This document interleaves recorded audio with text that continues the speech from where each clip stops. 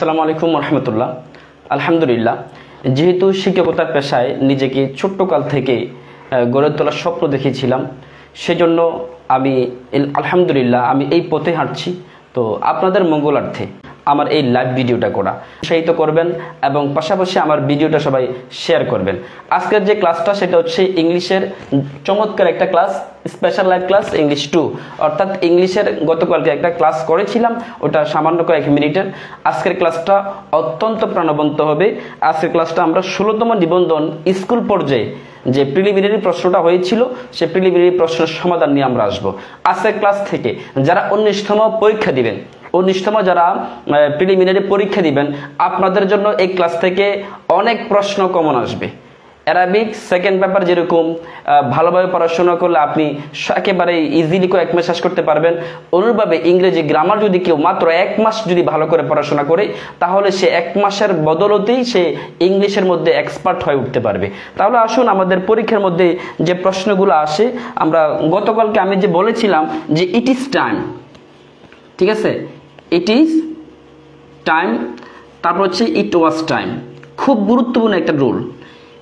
তো it is time থাকলে সবসময় বারবার বি টু বসবে তারপরে, আর ইট ওয়াজ টাইম থাকলে ওয়াজ থাকলে ওইখানে হেড প্লাস বি3 বসবে। তাহলে এই রুলসটা যদি আমরা জেনে রাখি, তাহলে নেক্সটে আমাদের আর কোনো সমস্যা হবে না। এই নিয়ম থেকে যদি প্রশ্ন এসে থাকে অবশ্যই তাহলে আমরা সমাধান করতে পারবো। তারপর দেখুন আরেকটা প্রশ্ন আসছে 16তম নিবন্ধন প্রিলির মধ্যে, যে কার্ড ইজ মেড মিল্ক, ঠিক আছে, এই কার্ড অর্থ দই, তাহলে কার্ড ইজ মেড, তাহলে দইকে তৈরি করা হয় কি থেকে? মিল্ক থেকে। এখন আপনি এখানে ফ্রম দিয়ে দিবেন অফ, এই দুইটা অপশনে কোনটা সঠিক হবে? এখানে আরো অনেক অপশন আছে, অন আছে, এট আছে। এখন কথা হলো, আপনি দেখা মাত্রই কিন্তু ফ্রম দিয়ে দিবেন, আসলে কি হবে না? এখানে গুরুত্বপূর্ণ একটা টেকনিক আছে, সেই টেকনিকটা আমি আপনাদেরকে শিখিয়ে দিচ্ছি। সেটা হলো যে মেড যখন থাকবে, এই মেডের পরে অফ কখন বসবে আর মেডের পরে ফ্রম কখন বসবে। যেমন দেখেন এখানে এই যে দুধ থেকে কিন্তু দই তৈরি করা হয়, ঠিক আছে। আবার এই যে পেপার, PAPER, তাহলে পেপার ইজ মেড, তাহলে পেপার তৈরি করা হয়। এখানে ফ্রম হবে না অফ হবে আপনারা বলবেন? ব্যাম্বোজ, ঠিক আছে। তাহলে ব্যাম্বোজ মানে হচ্ছে যে আপনার বাঁশ, তাহলে বাঁশ থেকে পেপারকে তৈরি করা হয়। আশা করি সবাই বুঝতে পারছেন, বাঁশ থেকে পেপারকে তৈরি করা হয়। এখন এই যে ব্যাম্বো শব্দটা, ব্যাম্বো, এই বাঁশ, এই পেপার, তাহলে বাঁশ থেকে পেপার, এটা কি দেখা যায়? এই পেপারটা দেখলে কি আপনি বুঝতে পারবেন যে এখানে মূলত বাঁশ ছিল? আচ্ছা, আপনি বুঝতে পারবেন না। এই বোঝা না গেলে আপনি ফ্রম ইউজ করবেন, ফ্রম। আর দই থেকে যে দধি তৈরি হয়, আর দুধ থেকে যে দধি তৈরি হয় সেটা দেখা যায়, দুধ থেকে দধি তৈরি হয়, এই জন্য যেহেতু দেখা যায় সেজন্য অব্যবহৃত করবেন, এতটুকুই। যখন গোপন থাকবে, যখন তৈরি জিনিসটা গোপন থাকবে, তখন আমরা মেড ফ্রম ইউজ করব। যখন তৈরি জিনিসটা দেখা যাবে, তখন আমরা মেড অফ ইউজ করব। এই দুইটা জিনিস মনে রাখলে চাকরির পরীক্ষায় অনেক প্রশ্ন এখান থেকে কমন আসে, অনেক প্রশ্ন এখান থেকে কমন আসে। আর বিশেষ করে হলো যে প্রিভিয়াস যে কোশ্চেনগুলো আছে, আপনি BCS বলেন, প্রাইমারি বলেন, জব সার্কুলার, যত কিছু, যত সিস্টেমের পরীক্ষাগুলো আছে, ভার্সিটি অ্যাডমিশন টেস্ট বলেন, প্রত্যেকটা জায়গায় এই প্রশ্নগুলো কিন্তু কমন আসে। এই জন্য আপনাকে বেশি বেশি আপনাকে প্রিভিয়াস প্রশ্ন সলভ করতে হবে। আর প্রিভিয়াস প্রশ্ন যদি আপনি সলভ করতে পারেন, তাহলে আপনার জন্য একেবারে ইজি হয়ে যাবে। তো আরেকটা প্রশ্ন আমরা দেখি, তাহলে the headmaster, the headmaster and the principal, ঠিক আছে। তাহলে the headmaster and the principal of the school, of the school, তারপর এখানে verb বসবে, ঠিক আছে। present in the last meeting, present in the last meeting. আচ্ছা দেখুন, তাহলে দ্য হেডমাস্টার, দ্য প্রিন্সিপাল, তার মানে প্রিন্সিপাল এবং হেডমাস্টার এই দুইজন ব্যক্তি অফ দ্য স্কুলের প্রেজেন্ট উপস্থিত ছিল in the last meeting. Last যেহেতু এখানে আমি ছিল কেন আনলাম, যেহেতু লাস্ট আছে, লাস্ট থাকলে অবশ্যই এটা ফার্স্ট টেন্স হবে। এখন এখানে কি ওয়াজ হবে নাকি ওয়ার হবে? আমরা তো জানি ওয়াজ এটা সিঙ্গুলার আর ওয়ার সেটা হচ্ছে প্লুরাল, তাহলে এখানে সিঙ্গুলার ইউজ করবো না প্লুরাল ইউজ করবো? মনে রাখবেন এই যে অ্যান্ড কোঅর্ডিনেট কনজাংশন, ঠিক আছে, অর্থাৎ কম্পাউন্ড সেন্টেন্স তৈরি হয় কোঅর্ডিনেট কনজাংশন দ্বারা, অ্যান্ড, বাট, অর, ইয়েট এইগুলো দ্বারা কম্পাউন্ড সেন্টেন্স তৈরি হয়, এগুলোকে কোঅর্ডিনেট কনজাংশন বলা হয়। এই কোঅর্ডিনেট কনজাংশন যুক্ত, বিশেষ করে অ্যান্ড শব্দটাই বেশি আসে পরীক্ষার মাধ্যমে। অ্যান্ড দ্বারা যুক্ত যদি দুইটি সাবজেক্ট থাকে আর ওই দুইটি সাবজেক্টের পূর্বে যদি দা থাকে, কি থাকে? দা থাকে। আবারও বলছি, অ্যান্ড দ্বারা যুক্ত দুটি সাবজেক্টের পূর্বে যদি দা থাকে তখন মনে করবেন একজন ব্যক্তিকে বোঝায়, তখন মনে করবেন যে দুইজন ব্যক্তিকে বোঝায়। আমি আবারও বলছি, অ্যান্ড দ্বারা যুক্ত যখন দুটি সাবজেক্ট থাকবে এবং দুটি সাবজেক্টের মধ্যে শুরুতেই দা থাকবে তখন এটা প্লুরাল বোঝায়, এই জন্য এখানে আনসার হবে ওয়ার, ঠিক আছে। আর যদি অ্যান্ড দ্বারা যুক্ত দুটি সাবজেক্ট থাকে তবে দুটি সাবজেক্টের পূর্বে প্রথমটা পূর্বে দা থাকবে, দ্বিতীয়টার পূর্বে যদি দা না থাকে তখন আপনি এখানে ওয়াজ দিবেন, তখন এটা সিঙ্গুলার বোঝাবে। কিভাবে? দ্য হেডমাস্টার অ্যান্ড প্রিন্সিপাল, যিনি স্কুলের প্রিন্সিপাল তিনি হেডমাস্টার, তাহলে কি করলো? মিটিংয়ের মধ্যে উপস্থিত হয়েছিল। সুতরাং আমাদের এই জিনিসটা সমাধান হয়ে গেল। আমি আবারও বলছি, অ্যান্ড দ্বারা দুটি যদি আমরা সাবজেক্ট পাই, প্রথম সাবজেক্টের পূর্বে দা থাকলে দ্বিতীয় সাবজেক্টের পূর্বে যদি দা না থাকে তখন সিঙ্গুলার, তখন ওয়াজ ব্যবহার করব। আর যদি প্রথম সাবজেক্টের পূর্বে দা থাকে দ্বিতীয় সাবজেক্টের পূর্বেও দা থাকে তখন আমরা এই সাবজেক্টটাকে প্লুরাল হিসেবে ধরবো, আর এই জন্য আমাদের ভার্বটাও ওয়ার প্লুরাল ইউজ করতে হবে। আশা করছি সবাই বুঝতে পারছেন। এটা কিন্তু 16তম নিবন্ধনের স্কুল পর্যায়ে এই প্রশ্নটা এসেছিল। তারপর আসুন যে ডু নট, এই প্রশ্নটা কিন্তু খুবই গুরুত্বপূর্ণ, এগুলো কিন্তু পরীক্ষার মধ্যে এসে থাকে। দেখুন, do not, what you can do, what you can do today, ঠিক আছে। এখানে হচ্ছে শূন্যস্থান। তো এখানে প্রশ্ন করা হয়েছে যে হোয়াট ডোন্ট ডু, মানে ডোন্ট করবা না, হোয়াট ইউ ক্যান, যা তুমি পারো টুডে, আজকে তুমি যা করতে পারতেছো সেগুলা কি করবা না? জমায়ে রাখবা না, স্থগিত রাখবা না। আর স্থগিত রাখার ইংরেজি হচ্ছে কি? Put off. Don't put off, what you can do today, তুমি আজকে যা করতে পারো সেই কাজগুলো তুমি জমায়ে রাখবা না, ঠিক আছে। তো এই প্রশ্নটা অন্যভাবে পরীক্ষা আসে যে ডোন্ট ফুট অফ, তুমি কি করবা না? স্থগিত রাখবা না, তুমি কি করবা না? খুলে রাখবা না, এইভাবে, অর্থাৎ তোমার জুতাগুলো তুমি খুলে রাখবা না। এইভাবে অনেকভাবে প্রশ্ন আছে। যখন এডমিশন টেস্টে আপনি প্রশ্নগুলো সলভ করবেন তখন এই ফুট অফ দিয়ে অনেক বাক্য আপনি দেখতে পাবেন। এখন মূল কথা হলো, এই যে ফুট অফ শব্দটা আসছে, এই শব্দগুলো কিন্তু আমাদের মুখস্থ রাখতে হবে, ঠিক আছে। আমাদের গ্রুপ ভার্ব মুখস্থ করতে হবে, তারপর হচ্ছে অ্যাপ্রোপ্রিয়েট প্রিপোজিশন মুখস্থ করতে হবে। এইগুলোর আলাদা আলাদা লাইভ আমি করাবো। তারপর অ্যান্টোনিয়াম অ্যান্ড সিনোনিম, সমার্থক এবং বিপরীত শব্দ, এখান থেকেও পরীক্ষার মধ্যে এসে থাকে। তার মানে গ্রুপ ভার্ব, তারপর হচ্ছে অ্যাপ্রোপ্রিয়েট প্রিপোজিশন, সিনোনিম, অ্যান্টোনিয়াম, এই 4টা বিষয়ের উপর ইনশাআল্লাহুল আজিজ আমি 4 থেকে 5টা ক্লাস উপহার দিব। এই 4 থেকে 5টা ক্লাসের মধ্যে আপনাদের আশা করছি নিবন্ধন 19তম নিবন্ধনে আপনাদের কমন চলে আসবে। প্রিয় হাজিরিন, তাহলে ডোন্ট ফুট অফ, তুমি কি করবা না? স্থগিত রাখবা না। What you can do today, তুমি আজকে যা করতে পারো তা সেটা স্থগিত রাখবা না। এটা মুখস্থর জিনিস, এটা মুখস্থর বিষয়, আমরা আশা করছি এটা মুখস্থ করে নিব। আচ্ছা, তারপর আছে যে দে টেল আস, তারা আমাদেরকে বলল, এ টল, TAL টল, ABOUT অ্যাবাউট কি? অ্যাবাউট সম্পর্কে, তারা আমাদেরকে বলল অ্যাবাউট এ, আচ্ছা, টেল, অ্যাবাউট এ টেল। আচ্ছা, যা হোক, এখন মূল শব্দ হলো যে এখানে প্রশ্নের মধ্যে আসছে যে এখানে এ টল, এটা কি? এখানে আসছে, এটা কি ভার্ব? এটা কি অ্যাডভার্ব? এটা কি নাউন? এটা কি প্রোনাউন? আচ্ছা, তো এইভাবে প্রশ্ন আমাদেরকে করেছে। 16তম নিবন্ধনের গুরুত্বপূর্ণ একটা প্রশ্ন। এখন এই যে টল, TAL টল, এই টল শব্দটা কি? এখন আপনি ধরুন এটা মুখস্থ নাই, আপনার এটা মুখস্থ নাই, টলটা যে নাও সেটা মুখস্থ নাই, তাহলে কিভাবে আপনারা মনে রাখবেন? মনে রাখবেন এই যে প্রেপোজিশন, এই যে এখানে আর্টিকেল আছে, এই আর্টিকেল কখনো এক একা বসে না। তাহলে আর্টিকেল কার সাথে বসে? আমরা জানি আর্টিকেল তিনটি, এ এন দা। দা হচ্ছে ডেফিনিট আর্টিকেল নির্দিষ্ট, আর এ এন হচ্ছে ইনডেফিনিট আর্টিকেল অনির্দিষ্ট আর্টিকেল। এই আর্টিকেল কখনো এক একা বসে না, তাহলে কোথায় বসে? আর্টিকেল সবসময় নাউন এবং প্রিপোজিশনের আগে বসে, নাউন এবং বিশেষ করে অ্যাডজেক্টিভের আগে বসে, নাউন এবং অ্যাডজেক্টিভের আগে বসে কি? আর্টিকেল। আমি আবারও বলছি, আর্টিকেল ব্যবহৃত হয় নাউন এবং অ্যাডজেক্টিভের আগে।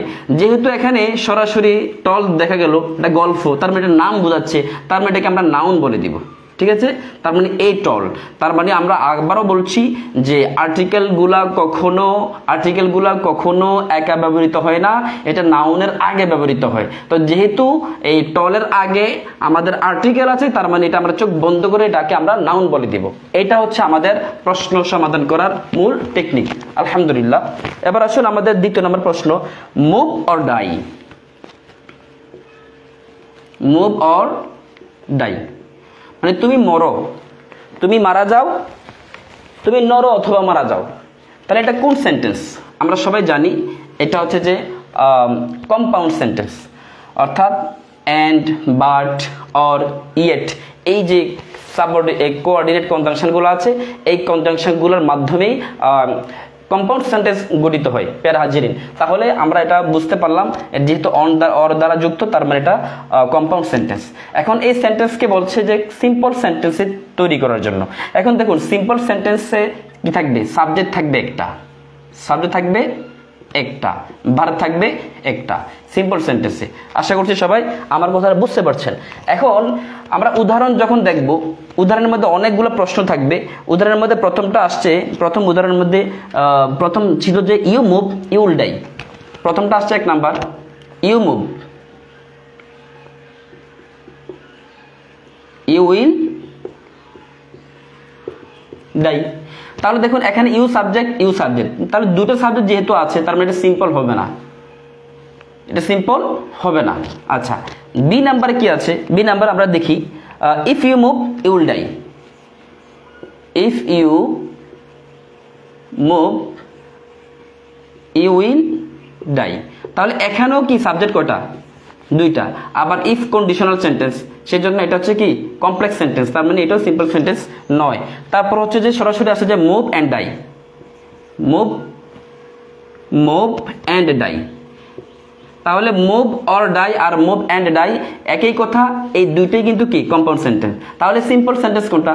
সিম্পল সেন্টেন্স হচ্ছে যে এখানে ইন কেস অফ ইউর, আমি একটু উপরে লিখতেছি, দেখুন, ইন কেস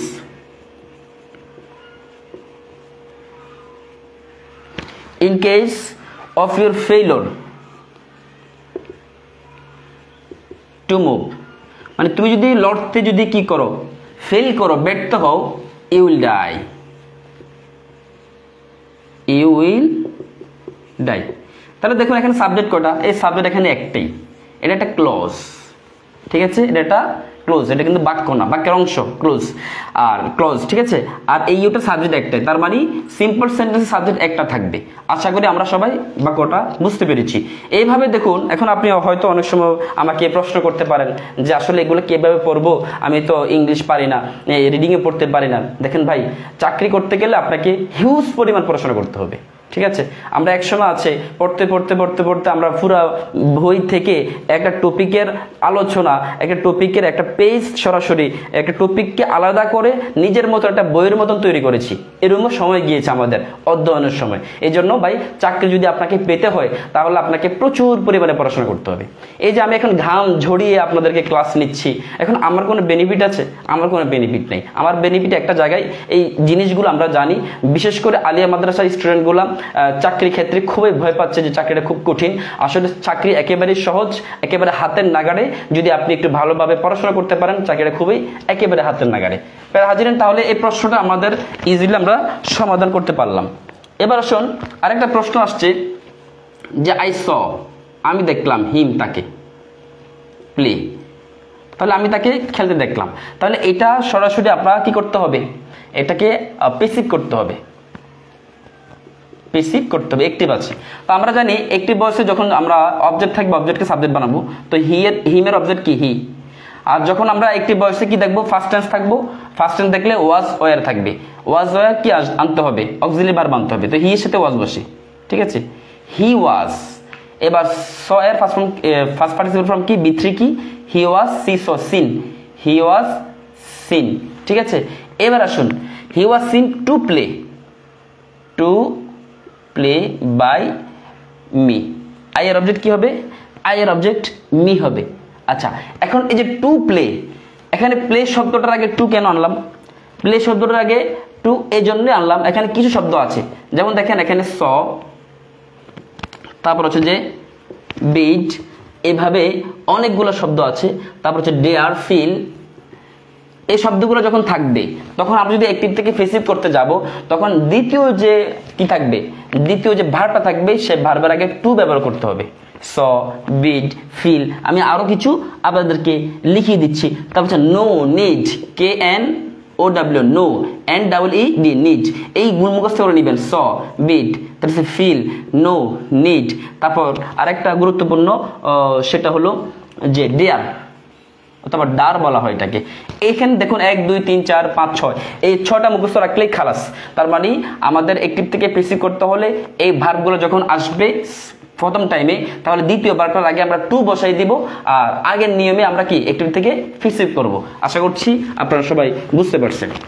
এবার আসুন আমরা এরপরের প্রশ্নে চলে যাচ্ছি, হোয়াইল।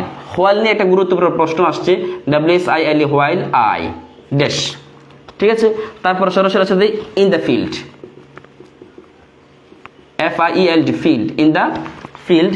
যখন আমি ফিল্ডে গেলাম, I saw a dead now, dead cow, তাহলে আই স আমি দেখলাম, এ ডেড, আমি একটি মৃত গরু দেখতে পেলাম। তাহলে দেখুন, যেহেতু এখানে সরাসরি ফার্স্ট টেন্স আছে, সরাসরি কি আছে এখানে, সরাসরি আমরা দেখতে পাচ্ছি ফার্স্ট টেন্স আছে। যদি হোয়াইল যুক্ত শব্দের একটা ফার্স্ট টেন্স হয়, ফার্স্ট ইনডিফিনিট টেন্স হয়, তাহলে এর আগে একটা ফার্স্ট কন্টিনিউয়াস টেন্স হবে। তাহলে আই ওয়াজ হবে, আই এর সাথে ওয়াজ বসে, তাহলে আই ওয়াজ কি, আমি যখন বাগানের মধ্যে কি করতেছিলাম, আই ওয়াজ প্লেইং, আমি যখন খেলতেছিলাম। তো I was doing the work, আমি যখন কাজটি করতেছিলাম, ইন দ্য ফিল্ড, বাগানের মধ্যে। আপনি যেভাবে পারেন আপনি বাক্য তৈরি করতে পারেন, ঠিক আছে। তাহলে playing, I was, while I was playing in the field, যখন আমি ফিল্ডের মধ্যে খেলতেছিলাম, I saw a dead cow, তখন আমি একটা মৃত গরু দেখতে পেলাম। তাহলে আমাদের মূল কথা হলো, এই যে হোয়াইল থাকলে, বাক্যে যখন হোয়াইল থাকবে, দেখুন চাকরি পরীক্ষা কঠিন নয়, আপনি 100টা রুলস ভালোভাবে পড়ে যান, আপনাকে ইংলিশে মিনিমাম আপনি 25 থেকে আপনি 10 মিনিমাম পাবেন, আপনি যদি 100টা রুলস পড়ে যেতে পারেন। এত কঠিন বিষয় না তো। এই জন্য হোয়াইলযুক্ত শব্দে যদি একটা অংশ যদি ফার্স্ট ইনডিফিনিট থাকে, তখন এর আগেরটা কি হবে, ফার্স্ট কন্টিনিউয়াস, অথবা একটা অংশ ফার্স্ট কন্টিনিউয়াস আছে, পরের অংশটা কি হবে, ফার্স্ট ইনডিফিনিট টেন্স, ঠিক আছে। এখন আরেকটা গুরুত্বপূর্ণ প্রশ্ন, এই হোয়াইলের পরে যদি সাবজেক্ট না থাকে, হোয়াইলের পরে কিন্তু এই বাক্যে সাবজেক্ট আছে, হোয়াইল আই, যদি সাবজেক্ট না থাকে তাহলে কি হবে, তাহলে while playing in the field. হোয়াইলের পরে যখন সাবজেক্ট না থাকবে, তখন সরাসরি জিরান্ড হয়ে যাবে। খুব গুরুত্বপূর্ণ একটা প্রশ্ন, এটা চাকরিতে এসেছিল। হোয়াইলের পরে যদি সাবজেক্ট না থাকে, সরাসরি জিরান্ড হয়ে যাবে, মানে বারোর সাথে আইএনজি হয়ে যাবে। While playing in the field, যখন ফিল্ডে খেলতেছিলাম, I saw a dead cow, তখন মৃত একটি গরু দেখেছিলাম। আলহামদুলিল্লাহ। তাহলে আমরা এই প্রশ্নটা এইভাবে আমরা সলভ করব। হোয়াইল নিয়ে আমি দুইটা কথা বলেছি। হোয়াইলের পরে যদি সাবজেক্ট থাকে, তখন প্রথমটা ফার্স্ট কন্টিনিউয়াস, পরেরটা ফার্স্ট, অথবা প্রথমটা ফার্স্ট ইনডিফিনিট, পরেরটা ফার্স্ট কন্টিনিউয়াস। আর হোয়াইলের সাথে, হোয়াইলের পরে যদি সাবজেক্ট না থাকে, তখন সরাসরি জিরান্ড হয়ে যাবে, ভার্বের সাথে আইএনজি যেটাকে বলা হয় সেটা হয়ে যাবে। আশা করছি সবাই বুঝতে পেরেছেন। তারপর গুরুত্বপূর্ণ একটা প্রশ্ন আছে যে হি ওয়াজ হ্যাংড ফর মার্ডার। আচ্ছা, এখানে কোনটা সঠিক? হি ওয়াজ HANGED, হ্যাংড ফর মার্ডার, এটা হচ্ছে প্রশ্ন। তাহলে মার্ডার মানে কি? খুনের জন্য। হি ওয়াজ হ্যাংড, তাকে ফাঁসিতে ঝুলানো হলো।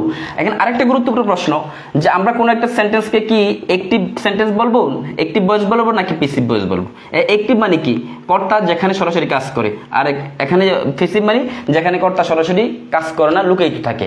এখন এটা আমাদেরকে জানতে হবে একটিভ না প্যাসিভ। দেখুন যখন দেখবেন আপনি অক্সিলারি ভার্ব, বিশেষ করে বি ভার্ব, এই বি ভার্বের পরে যখন দেখবেন ভার্বের B3 ফর্ম, তখন চোখ বন্ধ করে সেটাকে আপনি প্যাসিভ ভয়েস বলে দিবেন, প্যাসিভ বলে দিবেন। তখন অর্থটা উড়তে গেলে সহজ হবে। হি ওয়াজ মার্ডার, তাকে, তখন অর্থ হবে কি? তাকে মানে মজহুল। হি ওয়াজ হ্যাংড, তাকে কি করা হয়েছিল? ফাঁসি দেওয়া হয়েছিল ফর মার্ডার, খুনের জন্য। এটাই সঠিক হবে। আর অনেক সময় একটু আগে আমি দেখেছিলাম হি ওয়াজ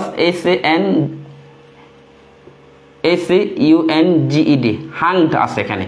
তাহলে আমাদের বুঝতে হবে পাশে ইংরেজি SANG, হ্যাং। এই হ্যাং অর্থ পাশে দেওয়া। হ্যাং এর ফার্স্ট ফর্ম B2 B3 কি? হ্যাংড, ইডি যোগ করে দিবেন, হ্যাং হ্যাংড হ্যাংড। তাহলে এই জিনিসটা মনে রাখলে তাহলে আমাদের আরো যে ঝুলিয়ে রাখা যে একটা ইংরেজি আছে, সেই ইংরেজির সাথে আমাদের আর কোনো সমস্যা হবে না। কারণ আমরা জানি SUNG, হাং, SUNG, হাং। এই হাং অর্থ কি? ঝুলিয়ে রাখা। আর হ্যাং অর্থ কি? পাশে দেওয়া। তো হাং এর ফার্স্ট ফর্ম কি? SUNGED, হাংড। আর এটা কি? Hanged, SANGED, hanged. আশা করি সবাই বুঝতে পেরেছেন। এই সামান্য পার্থক্যটুকু যদি আমরা শিখতে পারি তাহলে ইংরেজি আমাদের জন্য অত কষ্ট হবে না। প্রিয় হাজিরিন, তাহলে আমরা আসুন আরেকটা প্রশ্ন। I went there to seek a job. I went there, আমি সেখানে গিয়েছিলাম, টু সিক, খুঁজতে, এই জব, আমি একটি চাকরি খুঁজতে সেখানে গিয়েছিলাম। বলতেছে এটাকে কম্পাউন্ড করার জন্য, ঠিক আছে? তার মানে এটা কোন সেন্টেন্স? এটা সিম্পল সেন্টেন্স। কিভাবে সিম্পল সেন্টেন্স? যেহেতু সাবজেক্ট একটা আসছে। আচ্ছা, আমরা এখানে অপশনগুলো লিখে দিচ্ছি। আই ওয়েন্ট দেয়ার, এখানে আই ওয়েন্ট দেয়ার অ্যান্ড সরাসরি আসছে যে and seeked a job, SEEKED, seeked a job, এক নাম্বার। বি নাম্বারে সরাসরি আমরা দেখতে পাচ্ছি I went there so that, I went there so that, ঠিক আছে? I went there so that I could seek a job, I could seek a job. এবার C number option আমরা চলে যাচ্ছি। I went there for seeking a job, I went there for seeking a job. এবার D number দেখুন, I went there and sought a job, I went there and SOUGHT, sought a job. এটা আনসারটা কি হবে? দেখুন, I went there to seek a job, এই এখানে simple সেন্টেন্সটা বলছে কম্পাউন্ড তৈরি করার জন্য। দেখুন এখানে যেহেতু সো দ্যাট আছে, এটা হচ্ছে কি? আমরা জানি সো দ্যাট শব্দ হচ্ছে সাবঅর্ডিনেট কনজাংশন, তার মানে এটা কমপ্লেক্স সেন্টেন্স ইউজ হয়, এই জন্য এটা আমাদের বাদ হয়ে যাবে, ঠিক আছে? I went there for seeking a job, তারপর হচ্ছে যে I went there and seeking a job, তাহলে হচ্ছে I went there and seeked a job. দেখুন এখানে সিক এর B2 কি? সিক এর B2 কিন্তু সিকড না। তাহলে আমাদের চাকরি ক্ষেত্রে আমাদের মূল পার্থক্যটা গড়ে দেয় আমাদের ওয়ার্ড মিনিং এর মধ্যে। ওয়ার্ড মিনিং, যে যত বেশি ওয়ার্ড মিনিং মুখস্থ থাকবে তার ততই চাকরি বেশি, সে চাকরি পাওয়ার যোগ্য, সে ততই বেশি এগিয়ে যাবে। এখন দেখুন সিকের, যেহেতু সিকের তো খোঁজা, চাকরি খোঁজা, সিকের জব। এখন সিকের ফার্স্ট ফর্ম কি? Sought, SOUGHT, sought. তার মানে এই বাক্যটাও আমাদের হচ্ছে না। আর সরাসরি যেহেতু এখানে I went there for seeking a job, এটা সরাসরি মাত্র সাবজেক্ট একটা। আমরা জানি কম্পাউন্ড সেন্টেন্সের মধ্যে সাবজেক্ট দুইটা থাকতে হয়, তবে দুইটা বাক্য, স্বাধীন বাক্য থাকতে হয়, এই জন্য এটা হবে না। সুতরাং আনসার হবে এটা। কিভাবে? আই ওয়েন্ট দেয়ার, আমি সেখানে গিয়েছিলাম, অ্যান্ড, এবং। অর্থাৎ কম্পাউন্ড সেন্টেন্স হতে গেলে অ্যান্ড, অর, বাট, ইয়েট এগুলো থাকতে হবে। এখানে অ্যান্ড থাকার পরে হয় না কেন? যেহেতু সিকের B3, সিকের B3 অথবা B2, সিকড না, শাউট। সিকের B2 অথবা B3 কি? শাউট। এই জন্য আনসার হবে ডি নাম্বার। আলহামদুলিল্লাহ, আশা করি আপনারা প্রশ্নটা বুঝতে পেরেছেন। তারপরে যদি আপনারা প্রশ্ন না বুঝে থাকেন আপনি কমেন্টস করে আমাকে জানাবেন। আমি আবারও বলছি, এই লাইভটা করছি আমি যেহেতু আমি নিজেকে কি মনে করতেছি যে নিজেকে আমি আসলে প্রাউড ফিল করতে পারতেছি। কেননা এগুলো আমি জানি, আমি ক্লাস করি, আমি আনন্দ পাই। আপনি যে কাজটা করে আপনি আনন্দ পাবেন, ঠিক আপনি সে কাজটাই করবেন। ঠিক আছে, যে কাজটা করে আপনি আনন্দ পাবেন সেই কাজটা আপনি করবেন, যতই সেই কাজটা কঠিন হোক না কেন, যতই সেই কাজটা ঘাম জড়ানো হোক না কেন। ঠিক আছে, তাহলে আলিয়া মাদ্রাসা স্টুডেন্টদের মঙ্গলার্থে আমি ইনশাআল্লাহুল আজিজ এই ক্লাসগুলো করেই যাব। আশা করছি আপনারা আমার পাশে থাকবেন। তাহলে আরেকটা প্রশ্ন, দা ফাদার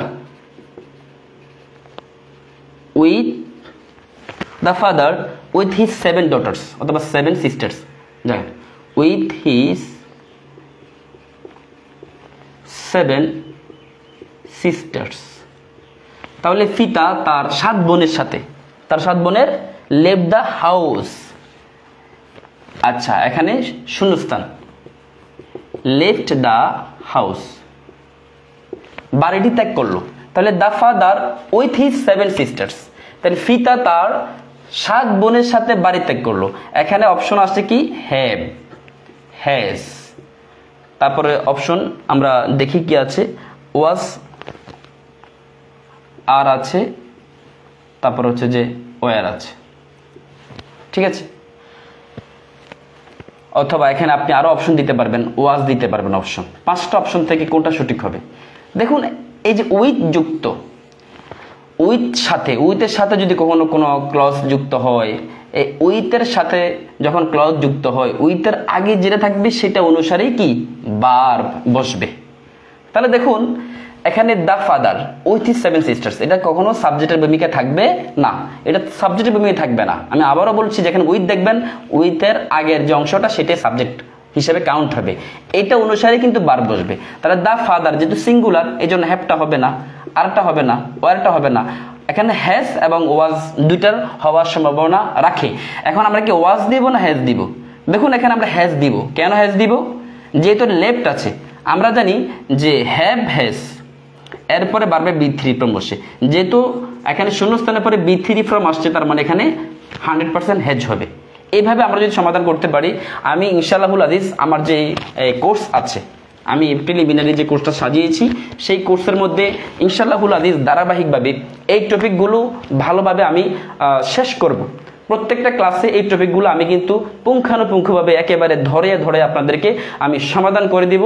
আপনারা সবসময় জব সার্কুলার পেজের সাথেই থাকবেন, আর বিশেষ করে আমার এই লাইভটা সবাই শেয়ার করে দিবেন। তারপর আসুন আমরা পরের বাক্যতে চলে যাচ্ছি। এখানে একটা প্রেপোজিশনের ব্যাপার আছে, সেটা আমরা নাই করছি। তারপর আছে যে সে নদীর কাছে এক কুটিরে বাস করে। তাহলে যদি আমরা দেই সে নদীর কাছে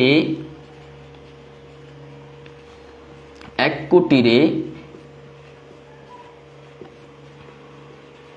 বাস করে। আচ্ছা দাও, তাহলে এটার আনসারটা আমরা কিভাবে দিব?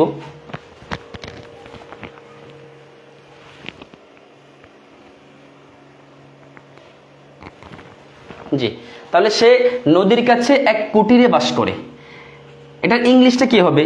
তাহলে আমি শুরুতে এটার আনসারগুলো লিখে দিচ্ছি, যে 4টা অপশন আছে। হি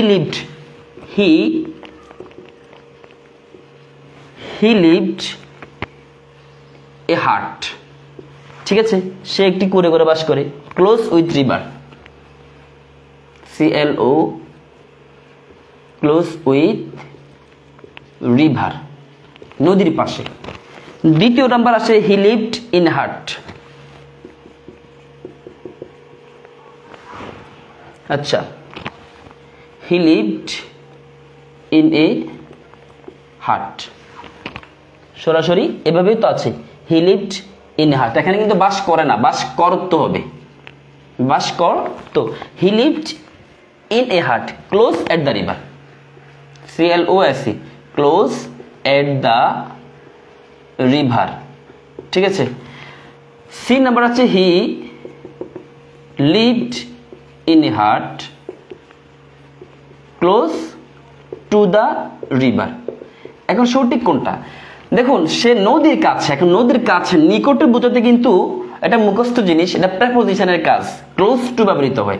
আপনি 6 থেকে আপনি 10 পর্যন্ত এই প্রেপোজিশন, অ্যাপ্রোপ্রিয়েট প্রেপোজিশন যে গ্রামারই থাকুক না কেন, দেখবেন ক্লোজ টু অর্থ নিকটে ব্যবহৃত আছে, নিকটে, ক্লোজ টু অর্থ নিকটে। এখন নদীর কাছে মানে কি? এখানে ক্লোজ উইথও হবে না, ক্লোজ এটও হবে না। আরেকটা অপশন ছিল, সময় বেশি যাচ্ছে এই জন্য ওই অপশনটা আমি লিখছি না, বাট এটাই বলছি যে ক্লোজ টু অর্থ নিকটে, তার মানে হি লিভড ইন এ হাট। আর এখানে সরাসরি এখানে এ হাট দিছে কিন্তু ইন এ হাট হবে, ঠিক আছে? তাহলে সে একটি কুড়ে ঘরে বসবাস করতো, এই জন্য এটা B2 B3। তাহলে হি লিভড, সে বসবাস করতে, ইন এ হাট কুড়ে ঘরে, ক্লোজ টু দ্য রিভার, যেটা নদীর কাছে, নিকটে অর্থে ক্লোজ টু ব্যবহৃত হয়। আলহামদুলিল্লাহ, আশা করছি সবাই বুঝতে পারছেন। আমি ঘোষণা আগেও দিয়েছি, তারপর আমি এখনো দিচ্ছি যে বর্তমানে যে 3000 4000 টাকা যে কোর্সগুলো হচ্ছে, সেই কোর্সগুলোর যারা করেন আপনারা অবশ্যই করতে পারছেন। যারা টাকার সমস্যা আছে বাংলাদেশের বিভিন্ন প্রত্যন্ত অঞ্চলে, বিশেষ করে যারা মাদ্রাসার ছাত্র আছেন, আপনাদের জন্য আমি আবারও বলে দিচ্ছি, মাত্র 500 টাকায়, মাত্র 500 টাকায় একেবারে প্রিলিমিনারি পরীক্ষা পর্যন্ত প্রতিটা সাবজেক্টের প্রতিটা বিষয় নিয়ে জব সার্কুলার আমাদের ফেসবুক পেজ থেকে আপনাদের সেবা নিয়োজিত থাকবো। আর যারা কোর্সে ভর্তি হতে চাচ্ছেন আপনারা হোয়াটসঅ্যাপে নক করবেন। তাহলে এই হলো আমাদের প্রশ্ন ছিল। তারপর আমাদের কিছু সিনোনিম অ্যান্টোনিম ছিল। দেখুন এখানে এই কনফার্ম, এই কনফার্ম একটা শব্দ বলছে, এটা সিনোনিম কি হবে? কনফার্ম, এটা 16তম স্কুল পর্যায়ে নিবন্ধন পরীক্ষার মধ্যে আসছিল। যেমন বিয়ার আউট, BAR, বিয়ার OUT আউট, বিয়ার আউট মানে কি করা? সমর্থন করা। এই উভয়টা কিন্তু সমার্থক শব্দ।